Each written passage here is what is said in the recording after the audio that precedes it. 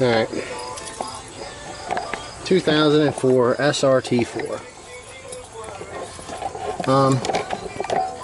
What we're doing is we're pulling the shift selector plate off and installing bushings, because this thing was wanting to not shift right. If you look, it still has the stock bushings. This one still resembles what it should.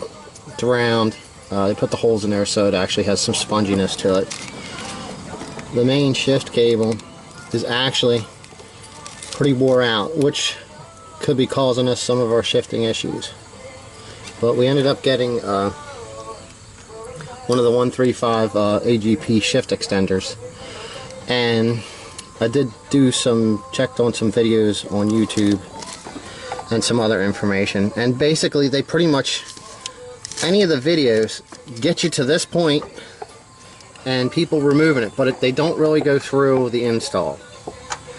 So I thought it would be a good idea to try to make a video showing the actual install of the shift extender. This will be my first time doing one of these. I've had a couple of these trannies actually tore apart. Got to see what they look like inside. I know what the inside of a manual transmission should and shouldn't look like.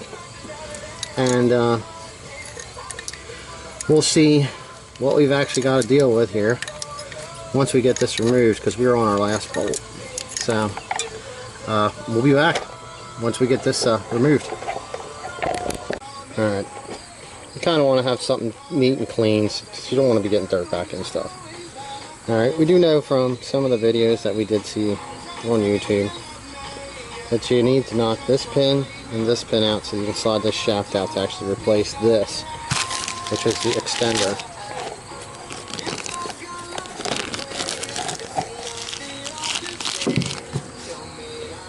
And that actually goes right here. When we get them out, we'll look at them and see what kind of difference there is. But anyway, basically, using a punch, knocking it out. Remember, a little bit bigger one here. Anytime I'm like tapping on something, I always like to try to put another piece of metal against it so that it doesn't mar it, bend it around a little bit. So we'll get this apart and then we'll see where we're at. Okay, so here's the top roll pin. I used 3/16 punch for that one, and on the bottom for the other pin we used the 5/32 to tap this one out. Now the shaft should slide out. Try to set this sucker down here. See what we're doing.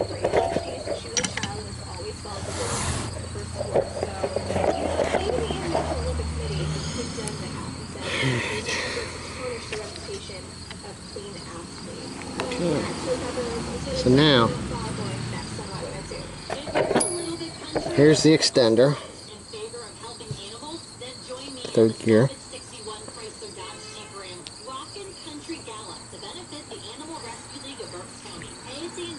A little bit of difference there.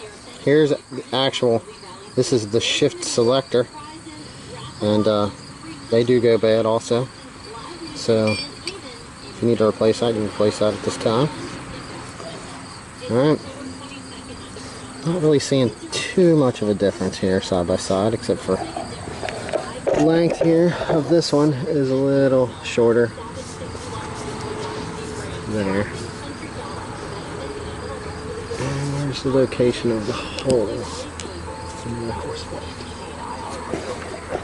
That stuff looks pretty much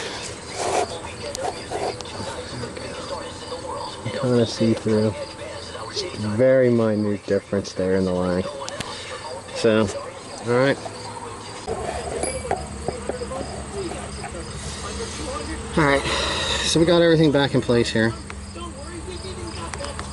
Alright. We're going to take and install this pin. Got it tapped in. I'm just using something flat to tap the top of it till it goes in so far. It's nice and flat. Now, we're actually grab a little bit larger of a punch right here. We're getting this right here lined up into the middle.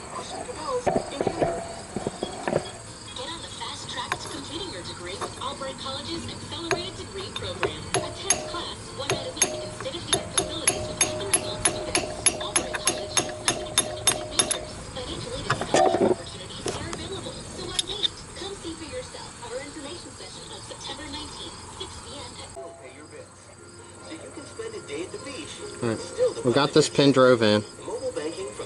Now we need to get this one in. I'd spun the shift selector around in the vise to kind of hold it. That ain't no big fancy vise or anything like that. So it works out pretty good. This one here is just going to be a little bit more fun here.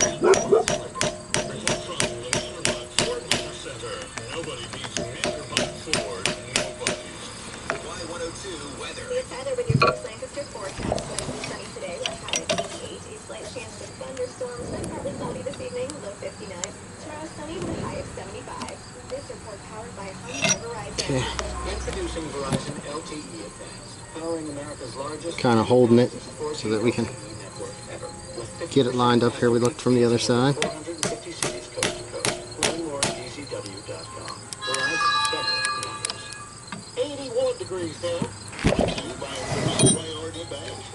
It's always one of those times where you're trying to do something. Everybody's got to be texting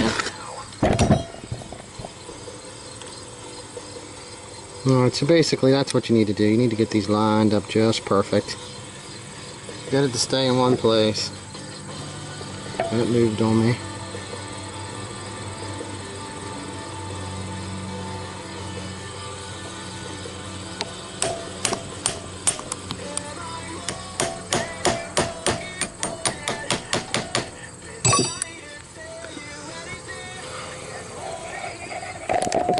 Alright.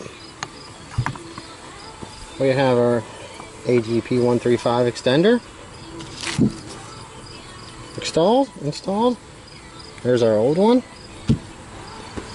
Our pins are back in where they needed to be.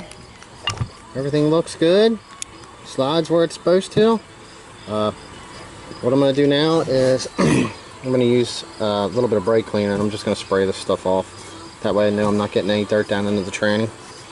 And we pretty much know that this area here has to be sealed with silicone all the way around, seal the tranny, and once we get that done, it'll be installed. Okay, I want to mention I'm doing other stuff to this, which is why the intake is off. It doesn't need to be removed. If we're doing the gear selector, it's basically what's up on top here. Alright, so right here's our cable. Here's our other cable. We need to get these bushings pushed out of this cable. So we're just gonna give them a shove here. We can get the screwdriver in it.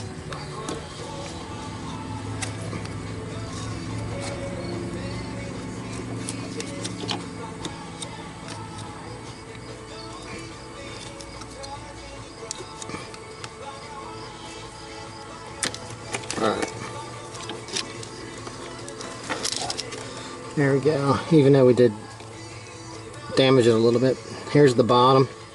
You can see how far owed out this is, how spongy it is.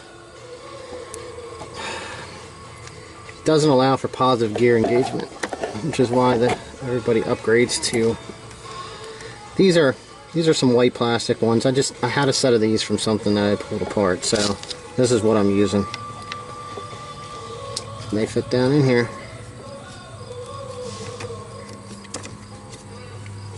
I'll have to get some clips to hold them in place.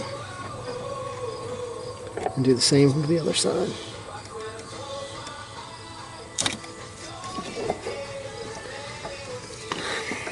This one's not as damaged as bad, but that's because that's the side to side.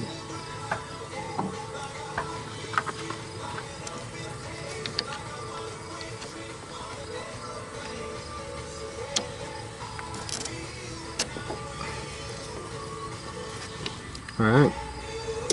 That's all it's to it. I'm going to grab some little E-clips. I might actually try to take a little bit off here. Let's see if we get the O-ring off of here, if that helps. This thing seems to be pretty much stock. So we can get this off here. Does this give us the distance that we need to drop down? Oh, look at that. Perfect. Now, we just need to get the clip that goes on the top.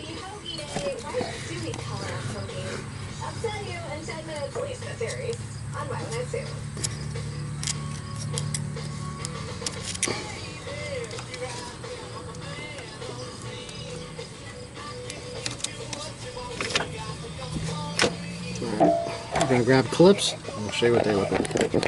Alright. We did this one to make sure we had one that was the right size.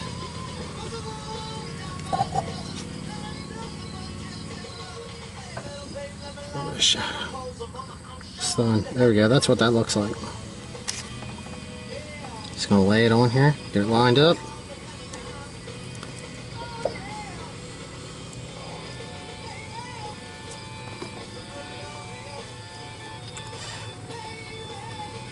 Just give it a little squeeze.